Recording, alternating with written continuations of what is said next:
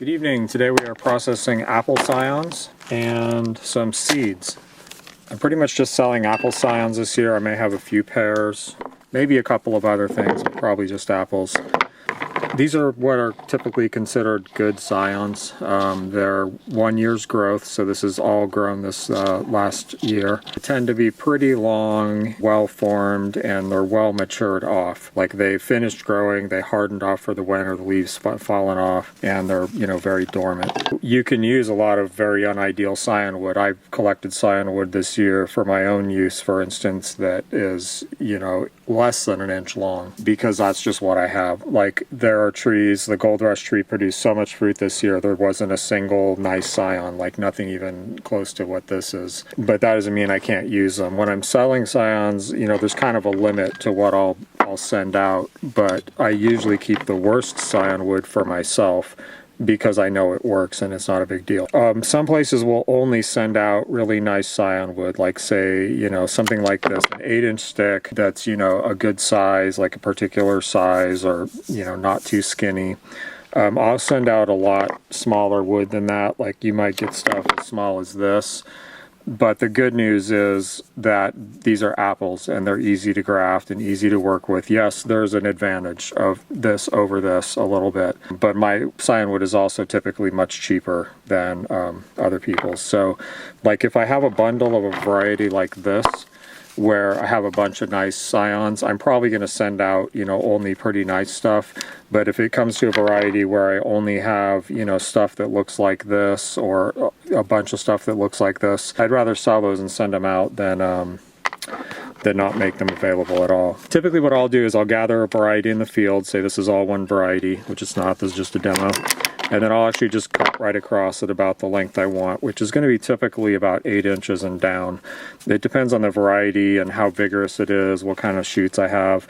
And then I'll take those again and just chop right across like that. Bundle up all the good stuff. Now another thing I'm doing this year is I'm going to wash all of my scions in hydrogen peroxide. Fire blight hits some years, and that can live on the twigs on the outside or on the buds.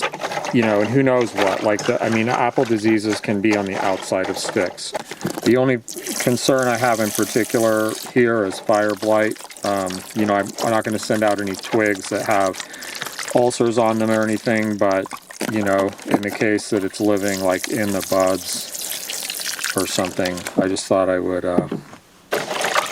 help ameliorate that. So that's what's going to go on this year, and then these will get laid out just on the table here until they air dry. So typically scions are stored in these kind of Ziploc type bags. Anything that's going to keep moisture in and not let any, basically you don't want any moisture to escape. Now common practices are to take this and wrap it in a wet paper towel, wet or damp paper towel, often wet, often so wet that you can wring water out of it. And some people just put a bunch of water in the bag with the scions. I'm against those practices. I usually put my scions in dry. For short-term storage, that's fine. As long as it's sealed, these have a lot of moisture in them. As soon as they start to transpire and give off any of their moisture into the bag, they're basically creating a 100% humidity environment in the bag, and only so much water is going to leave under those conditions. Now for longer-term storage, or if you're concerned about it, again, these would be dry when I put them in. I would either put some sawdust in there like this, just a small handful.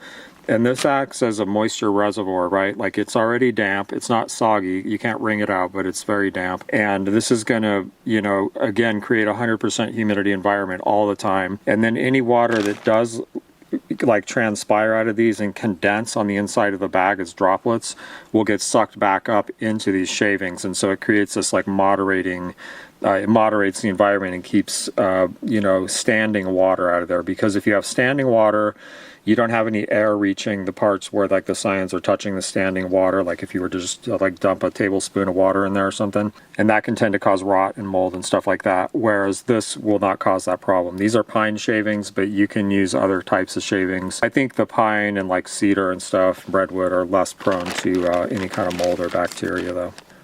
So again, imagine I put these in here after they're dried off, and you know, I do this peroxide thing, hydrogen peroxide. This is just regular, kind of like, I think it's 2% probably.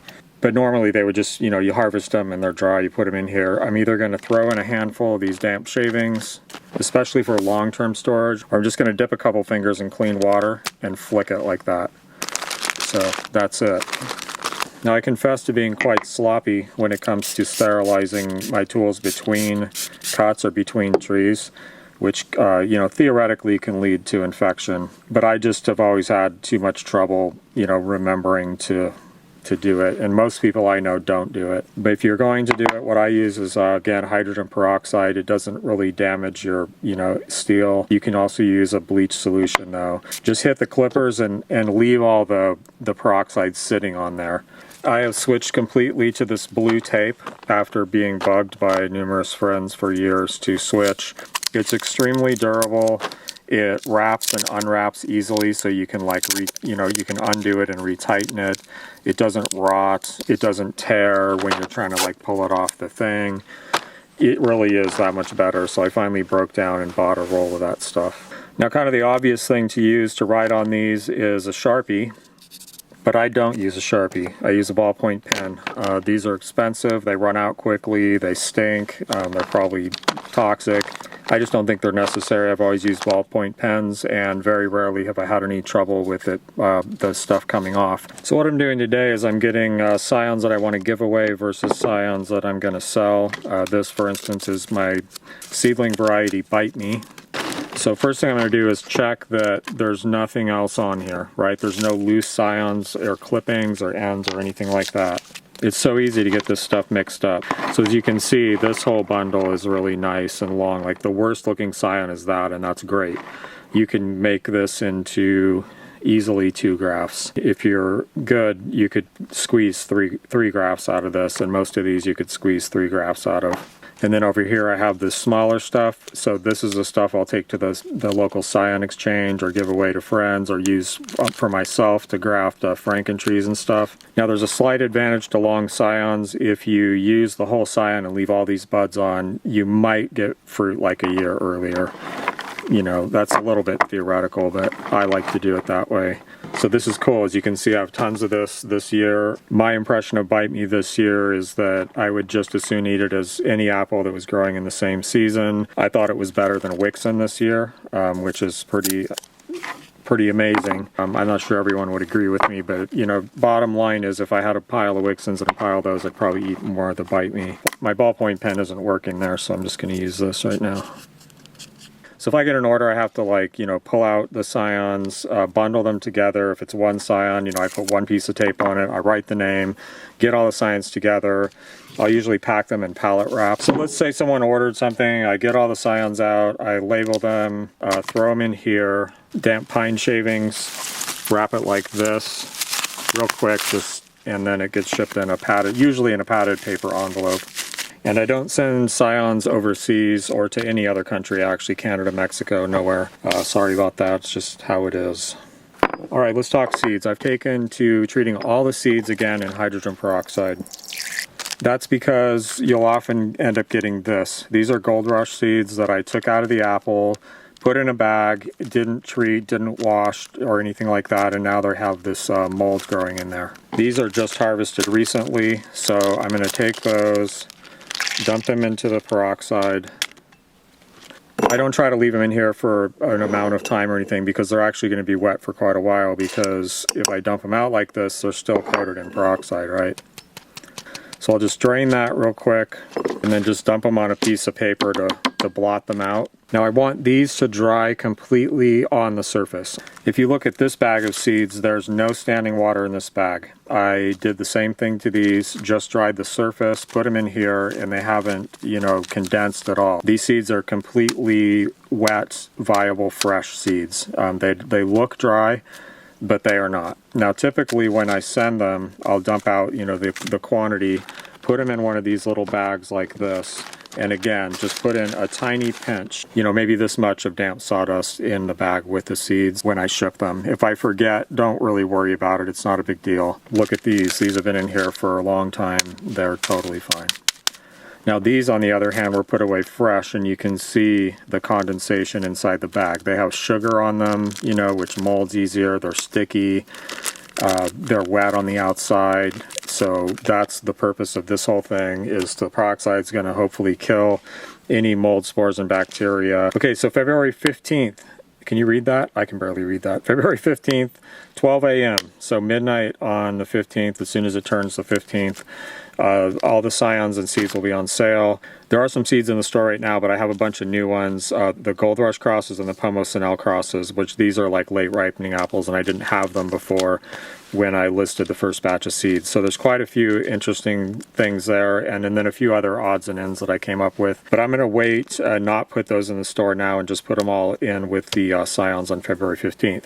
I'm also hoping to have pollen for sale in the spring. I do have pollen from this previous spring that's been stored in the freezer dry, which should be fine too, and that there's some of that available right now. If you get seeds, most of them are already stratified, either because they've been outside cold in the fruit getting cold, or in the refrigerator staying cold for a long period of time. You might want to keep them for an extra 2 or 3 weeks just to make sure. You can also plant them outside in a cold area, like if you have a really cold shed or something like that, or a really cold like unheated greenhouse. That might be enough chill that you can just plant them in the flats and let them sit out in the cold, and they'll just do their thing and germinate when they're ready.